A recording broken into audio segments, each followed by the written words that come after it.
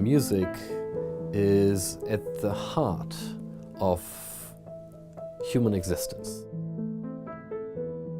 Music can help us regulate our emotions, cope with stress, enjoy life more than we would without music.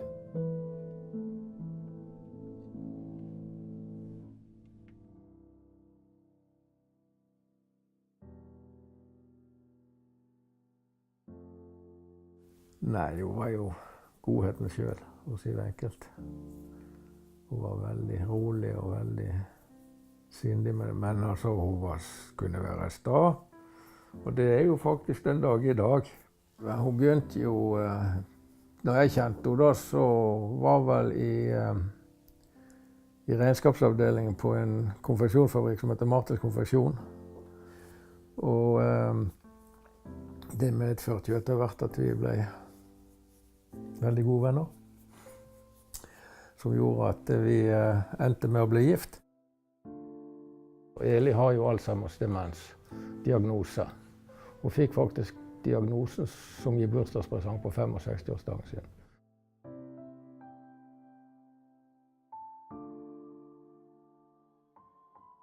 Og når vi da begynte å gå på denne sangen, så fungerte det fantastisk godt. Hun har alltid vært flink å synge, men da fikk jeg jo virkelig øynene for hvor flink hun virkelig var, og hvor mange sanger hun kunne utenat. Men hun greide jo aldri å sette ord på det som hun ville fortelle. Jeg har sagt et år etter hun egentlig hadde mistet totalt evnen til å tale, så kunne hun fortsatt synge. Velkommen, og vi starter. Bergen med det samme. Der har jeg det som fisken i vannet. Vått og kaldt og breiflatt overalt. Tjohei! De fleste kommer med en positiv forventning til musikken og skulle synge. Noen synes det er godt å oppleve at de husker mye mer enn hva de tror. Og så er det noe med musikken som pirker inn på denne følelsesknappen.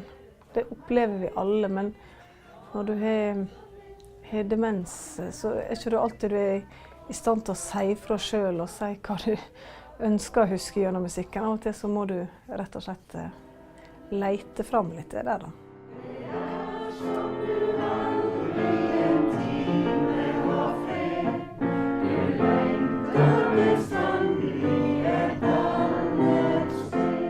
Så ser du et ansikt som glatter seg, og du ser at han henvender seg til sine nære og kjære og sier, husker du når vi var på den konserten, husker du når vi var på dans, og ser hvor spesielt det blir for de to sammen.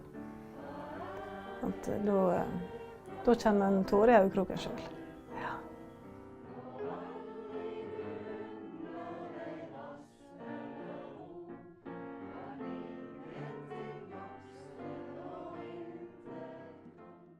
Music is a fantastic instrument for brain science because in a project that we are just about to start, where Alzheimer's patients receive over the course of 1 year singing lessons, and they sing together in a choir and they practice singing at home.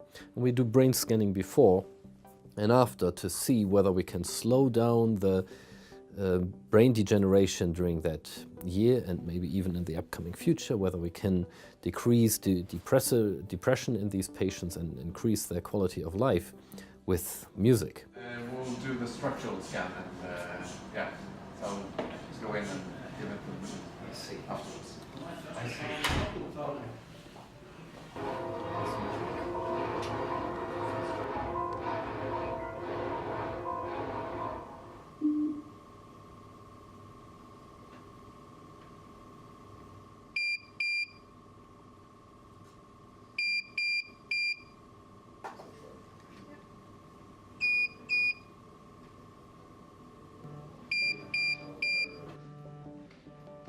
Ordet demens er egentlig en sånn samlebetegnelse på en del symptomer.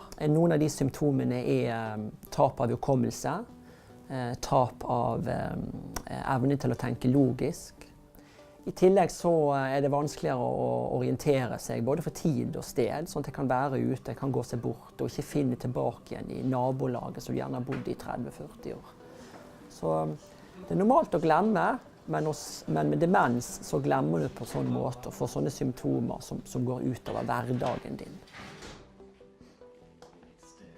We already know that singing in Alzheimer's groups in nursing homes, for example, has beneficial effects on the mood of the patients, and we hope that we can show that this is associated with brain changes in a way that the brain degeneration will progress more slowly in association with engagement in musical activity. Vi ser at det flere og flere personer som får demens i dag. Og vi ser at det flere og flere personer fremover som vil få demens. Vi har for eksempel ca. 8000 personer med demens i Norge i dag. Og i 2040 så vil vi være omtrent dobbelt så mange.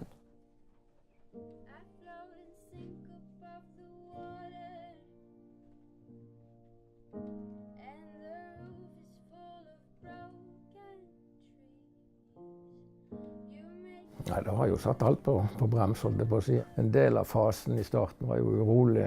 Hun sto jo opp gjerne klokka 2 på natta for hun trodde hun skulle på dagsenter, for eksempel. Sånne ting. Men det gikk jo veldig fort nedover, det gjorde det. Så etter hvert så har hun jo da, på grunn av at hun mistet fysikken, kan du si, så har det jo blitt mer avhengig. I dag datteren min jobber i barnehage og sier min mor i dag på stadiet med en 1-åring i forhold til det vi har på barnehagen. Hun har hjulpet absolutt alt.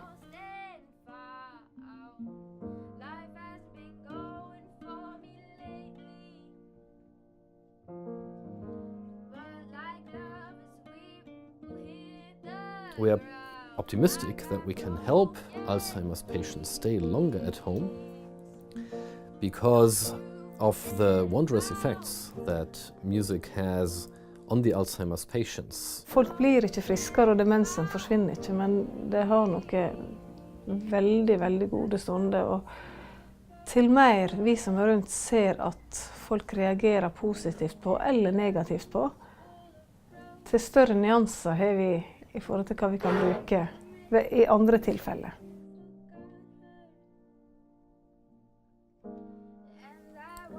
Det er tungt å ha. Det er veldig tungt å ha en dement i familien, det er ingen tvil om. Det er ingen tvil om.